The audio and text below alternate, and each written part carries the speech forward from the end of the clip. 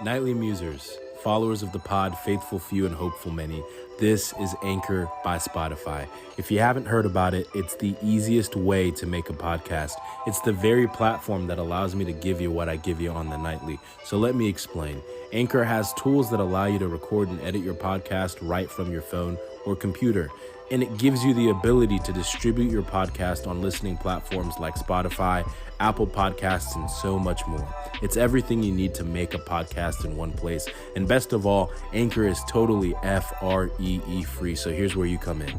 Download the Anchor app or go to anchor.fm to get started. That is ANCHOR.fm to get started. Thank you very much.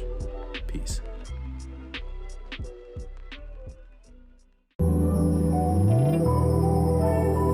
Welcome to the Nightly Muse. This is your host, Tinayeshe, and I am tired.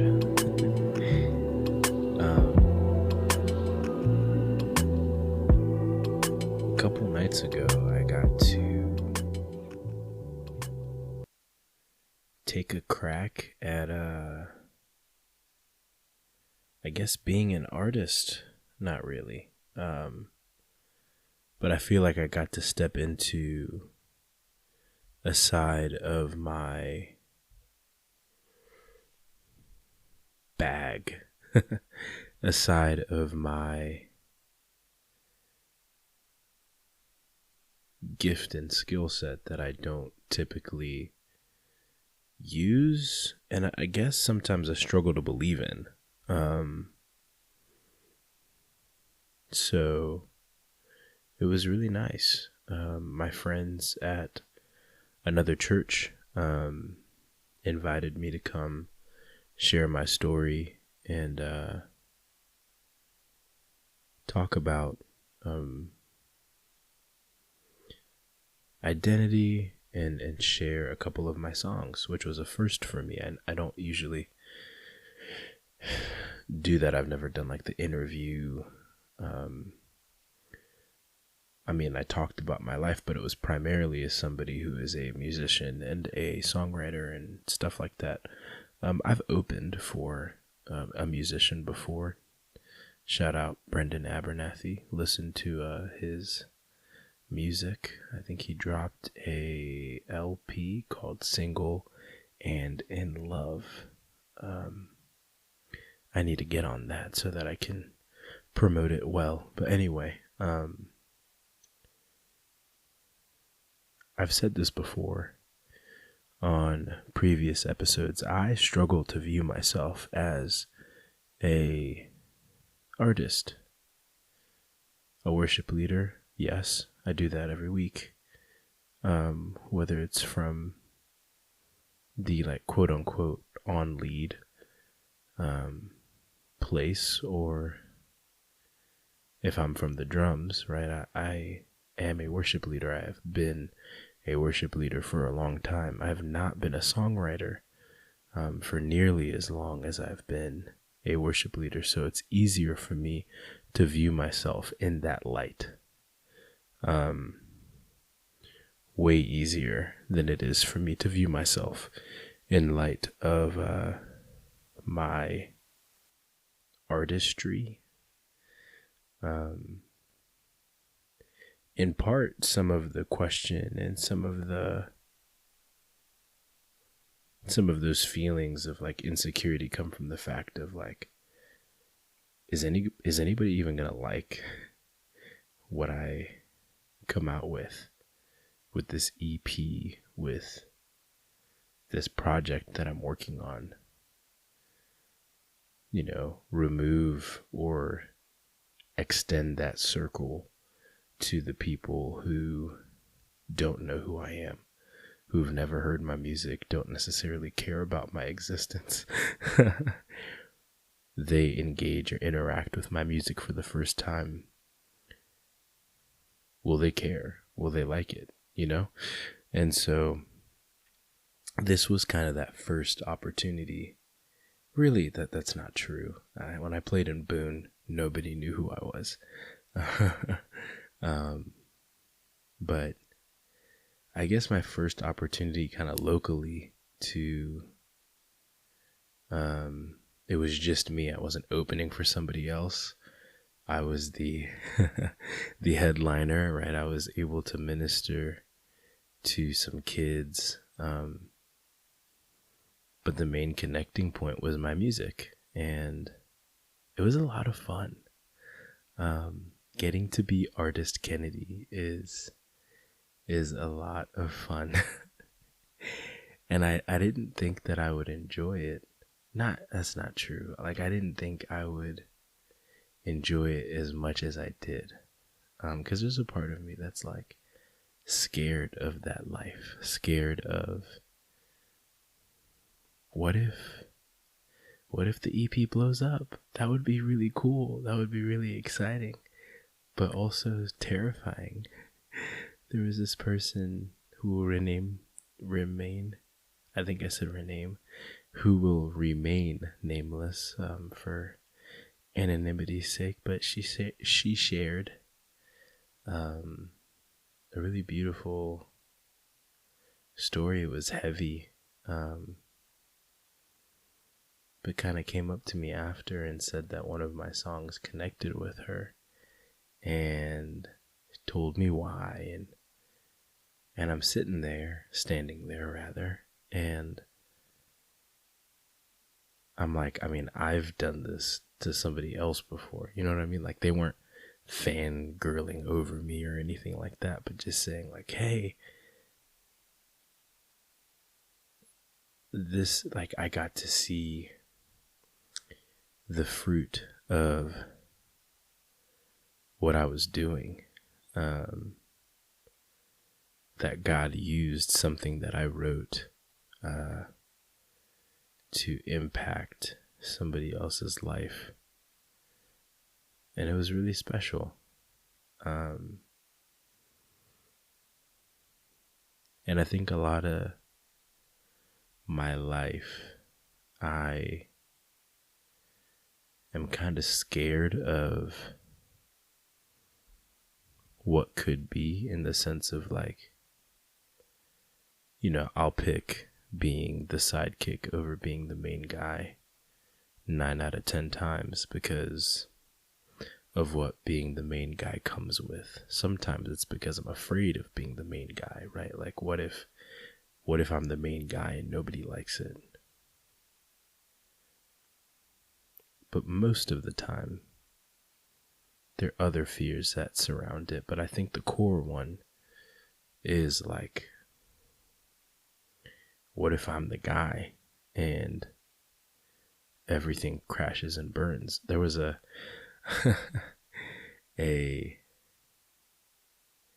worship night that I joined. I attended. I had no intention of joining, and I ended up joining, and then I ended up leading.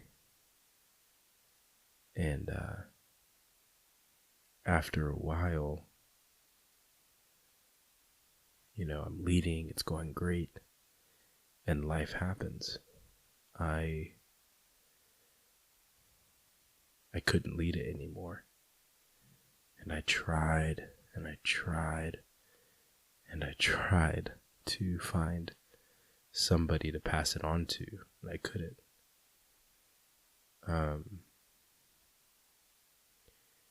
And there came a point where it was like, you know, I can keep leading this, but I'm not in college anymore, which it was kind of important to be that, to connect with the community that I was serving. I had a job that required things of me that I couldn't give what I used to give to it anymore. And I had to walk away. And there was a part of me that was like, man, I don't want this thing to end with me finding out that I was like generation 7 in terms of leaders that have come through. And and now it's gone. And I hated that. And I know, like,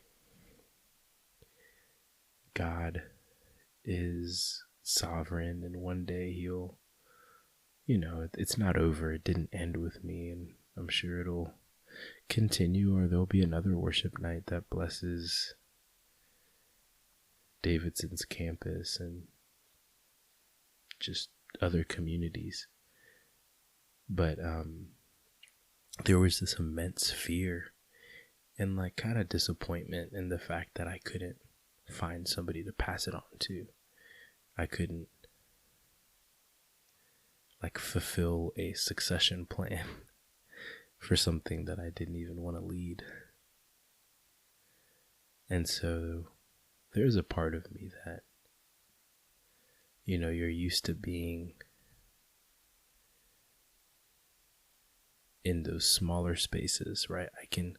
I can lead a worship night, but I don't want to tour. I don't want to put myself out there. I can, sing and lead other people's songs, but what happens when it's my own song? I remember on a Sunday, we were planning, and this week in the subject matter, right? Not literally this week, but the week I'm speaking of, my song happened to fit the sermon well. And so I was like, hey, maybe this would be a good week for it. And I remember specifically, I felt comfortable throwing my song into the pool of suggestions because I wasn't going to be the one performing it or leading it. It was going to be my boss. Then my boss ended up getting sick, and so I had to lead it, and it was a totally different feel.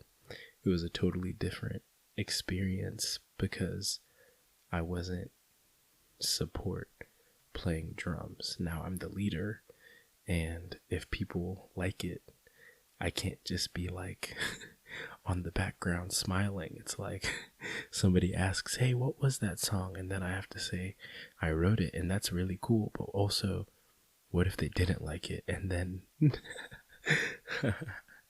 there's just a lot of fear and things that we can kind of conjure up in our brains to make us not want to do something. And it was really cool to be in a space where the thought of, hey, Kennedy, you could do this if you wanted to, didn't scare me. But there was a little bit of excitement. Like, hey, you're coming out with music and people are excited to hear it. And a bunch of 11th graders are following you on Instagram because of a song that you wrote that connected with them. And it's not just the song, it's you, it's your personality, it's your story, it's the work that God has done in your heart and in your life. Don't hide that under a bushel. Let it shine. And so, I played 2 of my songs at this event. Shout out Mike for inviting me, and shout out those kids for receiving me with open arms. They were goofy and really sweet. But it was fun. And there's this like, when you do things, sometimes like you can either be ultra critical or rose-colored glasses and everything is fine and everything's great, and then you somebody else listens to it and it's like, eh. But I remember I didn't know that anybody recorded it, and they posted it on their Instagram, and I listened to it and I was like, dude, you sounded pretty good. You're actually good at this. And I'm like, okay, I don't play my own music, but like I play every week. I do this like for my job. And it's so wild how you can just convince yourself that you're not good enough for something, even though you could literally be doing something that is in the same field consistently, and just one step over is this other thing that you don't do often that scares you, and you're like, oh, I'm not good enough. And I don't know, it reminded me, like, people can tell you over and over again that you're good enough, but until you believe it yourself, it's not gonna click. It's not gonna matter. And so I don't know who this is for. It's really late, and I'm trying not to let too many nights go by before releasing episodes, because I'm supposed to be releasing this every night. So this is kind of like the nightly Muse with an asterisk. When Kennedy figures his stuff out, maybe it'll be nightly again. But all that being said, believe in yourself and just see what happens. I don't necessarily know if this means that I'll be gigging at places and playing at bars and coffee shops and all that. It might be fun. We'll see. But just to have that experience, to be given the opportunity and show up, play your music, and just have fun, connect with a group of people that you don't know.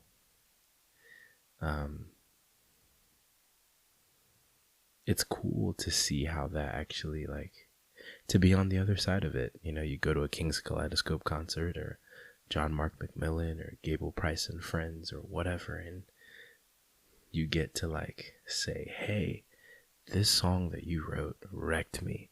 This song that you wrote did something to my heart that no other song has done before. And to be able to see that and to feel that was really special. Yeah, I don't know. I feel like I just kind of went straight into it this time. That's kind of all I wanted to talk about. I am happy to try new things, put myself out there, and see where it goes. And I'm really, really nervous about, like, raising my voice at all, because it's late at night and I have roommates and I don't want to be loud. And these headphones, like, it's like, am I really screaming right now or am I whispering? I'm not sure.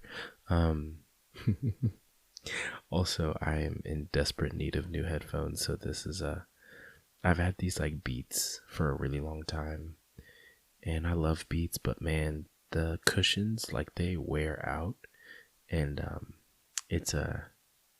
they've seen better days, but they work very well. That is one thing I cannot say negatively about them. They're tech, long lasting. So, speaking of audio and good quality sounding things, Lo-Fly, man, his music just makes this come together. The icing on the cake, the cherry on the milkshake if you like cherries, the cookies and cream